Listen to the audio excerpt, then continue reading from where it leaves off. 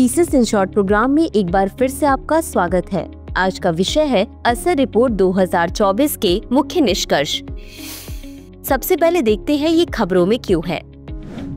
हाल ही में एनजीओ प्रथम द्वारा वार्षिक शिक्षा स्थिति रिपोर्ट यानी असर 2024 जारी की गई है। इस रिपोर्ट में लगभग 6.5 लाख बच्चों का सर्वेक्षण किया गया, जिसमें उनके पढ़ने और गणितीय कौशल का मूल्यांकन किया गया है।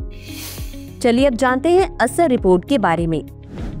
यह एक नागरिक नेतृत्व वाला सर्वेक्षण है जो ग्रामीण भारत में बच्चों की स्कूली शिक्षा और सीखने की स्थिति का एक स्नैपशॉट प्रदान करता है। पहला असर वर्ष 2005 में हुआ और इसके बाद यह 10 साल तक हर साल आयोजित किया गया। वर्ष 2016 से इसने वैकल्पिक वर्ष चक्र अपनाया, जिसमें हर दूसरे वर्ष एक बड़ा सर्वेक्षण और अन्य वर्ष एक छोटा सर्वेक्षण होता था।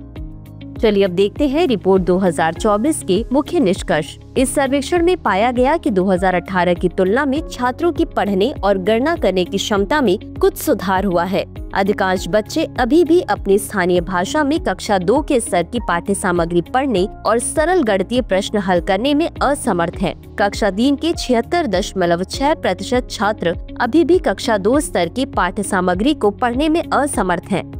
कक्षा 5 के छात्रों में भी इसी प्रकार की प्रवृत्ति देखी गई, जहां 2024 में 44.8% छात्र कक्षा 2 की सामग्री पढ़ने में सक्षम पाए गए। कक्षा 8 के 67.5% छात्र कक्षा 2 की पाठ्य सामग्री पढ़ने में सक्षम थे। अब जानते हैं डिजिटल साक्षरता और स्कूल तत्परता कार्यक्रम के बारे में। स्कूल तत्परता कार्यक्रम के तहत विभिन्न राज्यों में सुधार देखने को मिला। हिमाचल प्रदेश और बिहार में बुनियादी साक्षरता कौशल वाले बच्चों की संख्या 4% से 5.9% बढ़ी है, जबकि ओडिशा, हरियाणा, पश्चिम बंगाल और झारखंड में यह वृद्धि 6% से 9.9% रही।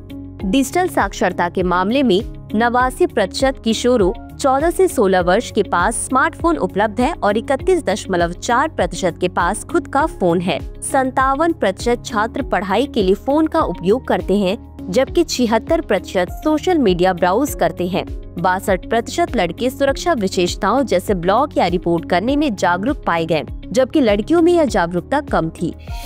तो चलिए अंत में देखते हैं आज के अभ्यास प्रश्न को। असर रिपोर्ट के संदर्भ में निम्नलिखित कथनों पर विचार कीजिए। 1. पहला असर वर्ष 2005 में हुआ। 2. यह ग्रामीण भारत में बच्चों की स्कूली शिक्षा और सीखने की स्थिति से जुड़ी है। उपरोक्त में से कौन सा या कौन से कथन सही है या सही है? A केवल 1, B केवल 2, C 1 और 2 दोनों, D न तो 1 और न ही 2।